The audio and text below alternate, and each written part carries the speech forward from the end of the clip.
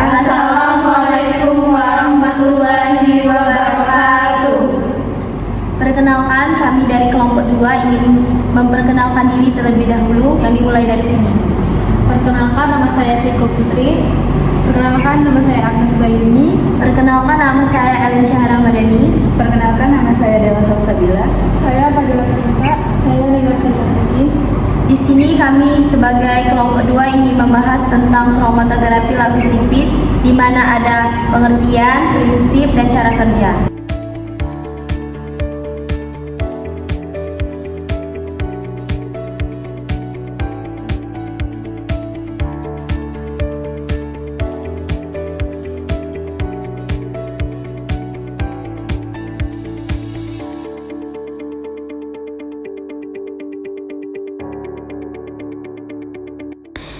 Kromatografi lapis tipis atau dikenal sebagai KLT adalah kromatografi yang digunakan untuk memisahkan campuran yang tidak mudah menguap. Seperti halnya dengan kromatografi yang lain, pada teknik KLT ini terdapat fase gerak dan fase diam.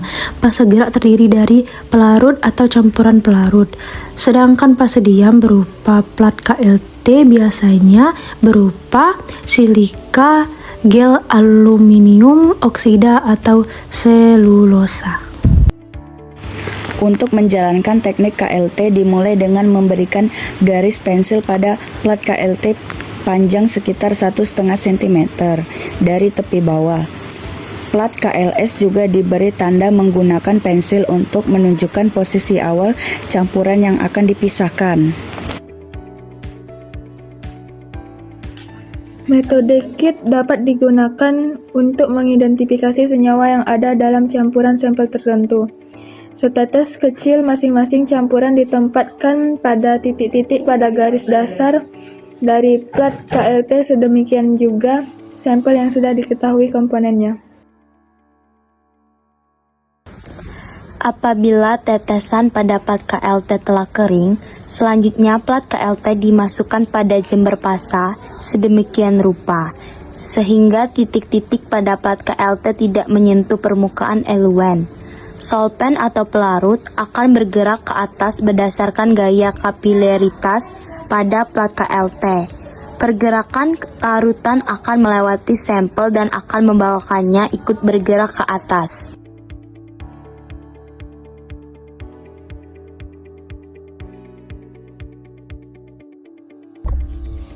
Proses pemisahan yang terjadi pada KLT didasarkan pada perbedaan parsial komponen sampel antara fase gerak dan fase diam.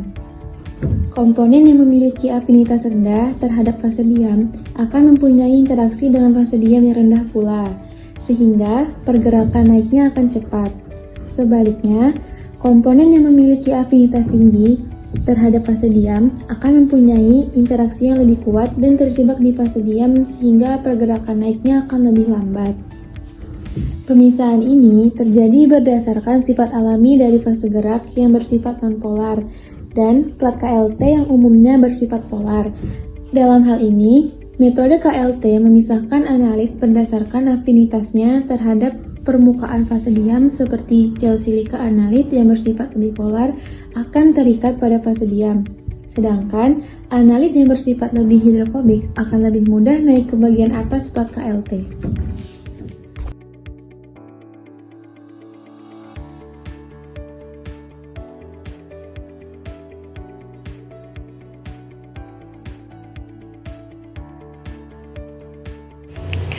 Solpen atau pelarut dibiarkan naik sampai hampir mencapai bagian paling atas dari plat KLT. Hal ini dimaksudkan agar proses pemisahan dari komponen-komponen dapat berlangsung secara maksimal. Plat KLT harus dilepas dari chamber sebelum pelarut mencapai bagian paling atas. Selanjutnya, atas pergerakan solpen ditandai dengan pensil. Plat KLT kemudian dikeringkan di udara sekitar atau bantuan hangat dari mesin pengering. Untuk melihat hasil proses pemisahan plat KLT dapat divisualisasi di bawah lampu UV atau menggunakan reagen kimia tertentu. Apabila substansi target tidak berwarna, maka dilakukan fly contact terlebih dahulu. Plat KLT yang digunakan, proses ini dapat dilakukan dengan melapisinya menggunakan fosfor. Alasan menggunakan fosfor adalah karena fosfor dapat membuat berbagai komponen dapat teramati di bawah lampu UV. Untuk menghitung RF dari masing-masing komponen, setiap titik yang dihasilkan dari proses pemisahan harus ditandai dengan pensil.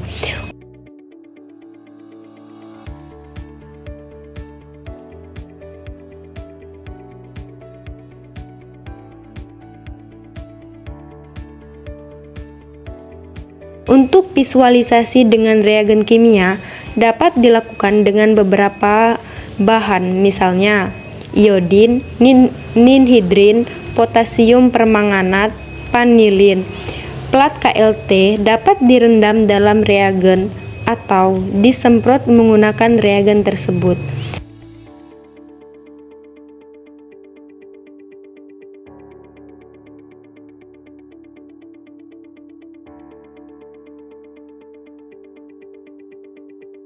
Penentuan RF dapat dihitung dengan membandingkan jarak rambatan komponen dengan jarak rambatan pelarut. Senyawa dengan nilai RF yang lebih rendah cenderung memiliki gugus fungsi yang lebih polar daripada senyawa dengan RF yang lebih tinggi. Berdasarkan hasil video kita, dilihat bahwa senyawa A merupakan paling polar, sedangkan senyawa C adalah senyawa yang paling tidak polar.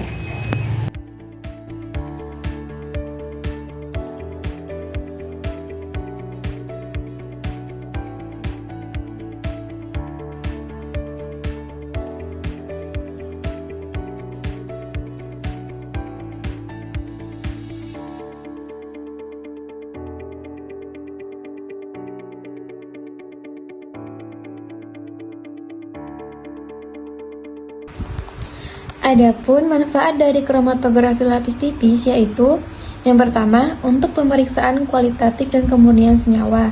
Yang kedua, untuk pemeriksaan simplicial hewan dan tanaman.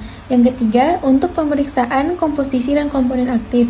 Dan yang terakhir, untuk penentuan kualitatif masing-masing senyawa aktif campuran. Kromatografi lapis tipis juga memiliki beberapa kelebihan dan kekurangan. Berikut beberapa kelebihan kromatografi lapis tipis. Yang pertama, KLT lebih banyak digunakan untuk tujuan analisis. Yang kedua, untuk identifikasi pemisahan komponen dapat dilakukan dengan reaksi warna, fluoresensi, atau dengan radiasi menggunakan sinar ultraviolet. Yang ketiga, dapat dilakukan elusi secara mekanik atau ascending, menurun atau descending, atau dengan cara elusi dua dimensi. Yang keempat, ketepatan penentuan kadar akan lebih baik karena komponen yang akan ditentukan merupakan bercak yang tidak bergerak. Yang kelima, hanya membutuhkan sedikit pelarut. Yang keenam, biaya yang dibutuhkan terjangkau. Yang ketujuh, jumlah perlengkapan sedikit. Yang kedelapan, preparasi sampel yang mudah. Yang terakhir, dapat untuk memisahkan senyawa hidrofobik atau lipid dan hidrokarbon yang dengan metode kertas tidak bisa. Adapun kekurangan dari kromatografi lapis tipis yaitu yang pertama, butuh ketekunan dan kesabaran yang ekstra untuk mendapatkan bercak atau noda yang diharapkan. Yang kedua, butuh sistem trial and error untuk menentukan sistem eluent yang cocok. Yang terakhir, memerlukan waktu yang cukup lama jika dilakukan secara tidak tekun. Dari penjelasan-penjelasan yang sudah disampaikan, dapat disimpulkan bahwa kromatografi lapis tipis merupakan salah satu analisis kualitatif dari suatu sampel yang ingin dideteksi dengan memisahkan komponen-komponen sampel berdasarkan perbedaan kepolaran. Kromatografi lapis tipis biasanya digunakan pada analisis kualitatif untuk menentukan jumlah komponen campuran atau penentuan suatu zat, sehingga KLT merupakan teknik analisis yang cukup mudah dan praktis. Prinsip kerjanya yaitu berdasarkan absorpsi dan partisi, di mana sampel akan berpisah berdasarkan perbedaan kepolaran antara sampel dengan pelarut yang digunakan. Data yang diperoleh dari analisis dengan kromatografi lapis tipis adalah nilai RF. Nilai RF berguna untuk identifikasi suatu senyawa. Cara mendeteksi bercak ada dua, yaitu menggunakan UV dan campuran zat kimia tertentu. Jadi itulah pembahasan yang dapat kami sampaikan dari kelompok kami. Apabila ada kata salah kami mohon maaf dan kepada Allah kami mohon ampun.